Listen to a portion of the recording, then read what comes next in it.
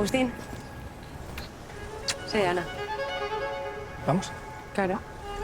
¡Voilá! ¿Cómo soy yo de cocinera? Mira, pues te he de confesar que durante muchos años he sido lo peor, un desastre de cocinera. Bueno, recuerdo que me regalaron una olla express y 10 años después la volví a regalar a dar a una de mis hermanas sin haberla sacado de la caja. Con eso Pero te he de decir que yo creo que de unos años a esta parte he empezado un poquito a hacer algo más cocinita, que eso que viene a ser que bueno, que uso un poco más que el microondas, ya empiezo a usar el horno, ya empiezo a pillar el punto. Lo que me falta un poco es tiempo para poder dedicarme a ello, porque sí que es verdad que como no soy muy buena, cuando lo hago necesito cero presión, de nada de prisa y poder disfrutarlo, y cada vez lo voy disfrutando más. Pensaba que vivíais en el pueblo. Estamos cerca.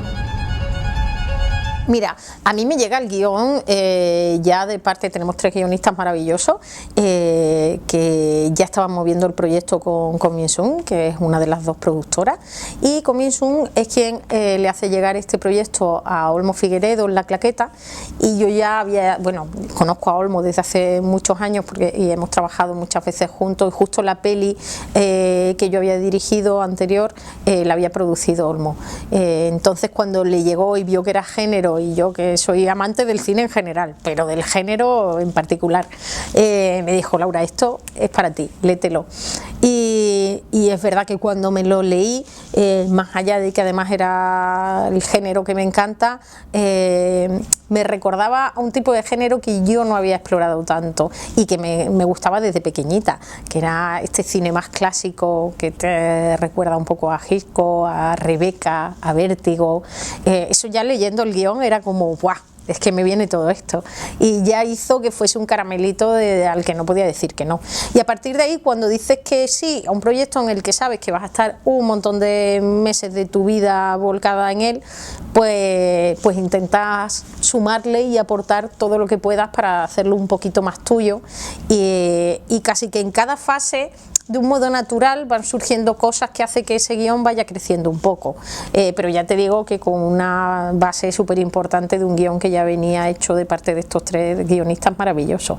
Pero por ejemplo, cuando surge que vamos a rodar parte de la película en Gran Canaria, pues sí que me planteé el decir, vale, pues sí, vamos a rodar allí, vamos a hacer que la historia transcurra de verdad en la isla, y que eso sume, que me parecía que podía aportar el hecho de que estos personajes de algún modo estén aislados en una isla que no es el lugar de donde vienen, donde han nacido, ¿no? Y a partir de ahí también el hecho de que todos los personajes que lo rodean en ese pueblo pues fuesen actores canarios, que por un lado era como ¡guau! Hay actores maravillosos, y un acentazo precioso, que a mí el tema de los acentos en el cine me encanta. Soy sevillana y cada vez que puedo tener actores andaluces con los que he trabajado durante mucho tiempo, pues me parece un lujo, y que por supuesto puedan hacerlo con su acento natural. Y esta vez era como explorar trabajar con actores en acento canario, me parecía súper bonito, y que todo eso le podía ir sumando a la historia. Entonces son el tipo de cosas que de un modo un poco natural van surgiendo y van sumando para que la peli vaya creciendo. Hola, Sara. He venido a cuidarte. Este me gusta mucho. Te queda bien. Es una casa. Es increíble cuando encontramos la casa, porque la casa, ya te digo, todo el pueblo y todos los exteriores transcurren en Gran Canaria, pero la casa y el exterior de la casa, los jardines y tal, todo eso lo hicimos en Sevilla. Encontramos una casa maravillosa, que es verdad que el interior te diría que es un poco más estilo inglés casi, que no es el típico, no es la típica casa andaluza que encontramos. De hecho vimos muchas y buscábamos algo que no fuese tan local, precisamente precisamente porque la historia no iba a transcurrir en Sevilla.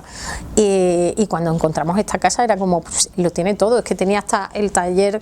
Bueno, eso es verdad que el equipo de arte hizo también un trabajo estupendo, y el taller, por ejemplo, era como un garaje, y transformaron ese garaje en el taller donde trabaja Agustín, pero todo era la misma localización, ese salón, esas casas. Así que es verdad que donde Sara, que es la mujer dormida, está instalada. De hecho, en la historia él cuenta que era como el anterior estudio donde ella pintaba, y que lo había adaptado para que fuese el lugar donde ahora estaba Sara dormida, y la realidad es que era el estudio de la casa, y nosotros lo adaptamos porque cuando vimos las cristaleras que tenía, cómo comunicaba una habitación con otra y podías tener esa profundidad, nos parecía que tanto por luz como por esa profundidad de la que te hablo, era como el lugar indicado en la casa, que después de dar muchas vueltas, que es muy grande, dijimos, aquí tiene que ser donde vive, duerme la mujer dormida. Hasta hace poco era impensable que se dejase ayudar. Agustín era muy diferente antes de lo que pasó, antes de ella. Ojalá se hubiera muerto. Sí, la verdad es que tuvimos mucha suerte. Fíjate que la casa es una sola localización, pero sin embargo el pueblo está formado por distintas zonas de Gran Canaria. Galda, Aruca también, que creo que, si no recuerdo mal, es donde vemos la catedral, que también es preciosa, y tuvimos mucha suerte porque se volcaron con el rodaje, los días que estábamos allí, la gente que vivía cerca, notabas que estaban interesados y que sabían qué días nos tocaba rodar por allí, qué días no. La verdad es que fue muy cómodo trabajar en Gran Canaria, porque la gente nos lo hizo fácil, nos ayudó un montón y se volcaron con nosotros. Porque Sara está así. Fíjate que fue de los castings que sabíamos que era más complicado, incluso a la hora de Marichu San, que es con quien es la directora de casting, con quien le dimos muchas vueltas de decir cómo hacemos además este casting, que le pides a alguien que se grabe dormida, que se grabe, pero después de ver, había algo que yo tenía claro que era fundamental en cuanto a imagen, ¿no? Desde la primera vez que ves a esa persona a lo que te tiene que transmitir, y sobre todo lo que tú dices, no se va a poder comunicar, y las pocas veces que podamos ver esos ojos abiertos sí que te tienen que transmitir mucho, y tuvimos mucha suerte de encontrar a Amanda. Y después del trabajo que hizo Amanda, que parece que es sencillo el decir vas a estar tumbada, dormida, pero desde los primeros encuentros en los que ya solo cerrar los ojos le parpadeaban, como nos pasa a todos, intentamos, al trabajo que hizo un trabajo de meditación, mucha relajación, para conseguir que es que cuando empezamos a rodar era otra.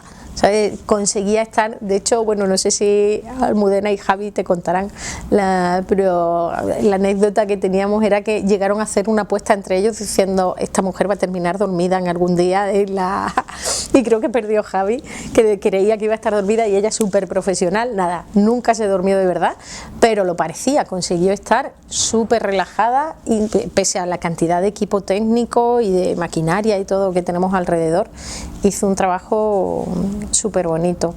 Y también había algo que le estuve dando vueltas, sobre todo con el músico, con Alfred, que era el hecho de que, como este personaje no podía hablar, nos pareció súper interesante que las voces femeninas, que las únicas voces que oye femeninas es el tema de Sara. Entonces, cada vez que aparece Sara, de algún modo, a través de la música, hacemos que sintamos que se está comunicando. Pero es algo como súper sutil, que no es que el espectador tenga que ver la película y decir, uy, mira, es Sara hablando, ¿sabes? Pero sí me parecía que era bonito el hecho de que de algún modo le diéramos voz a ese personaje, y hacerlo a través de la música, pues creo que funciona muy bien. Se quedó embarazada. También me hizo mucha ilusión, pero ella no. ¿Y el bebé?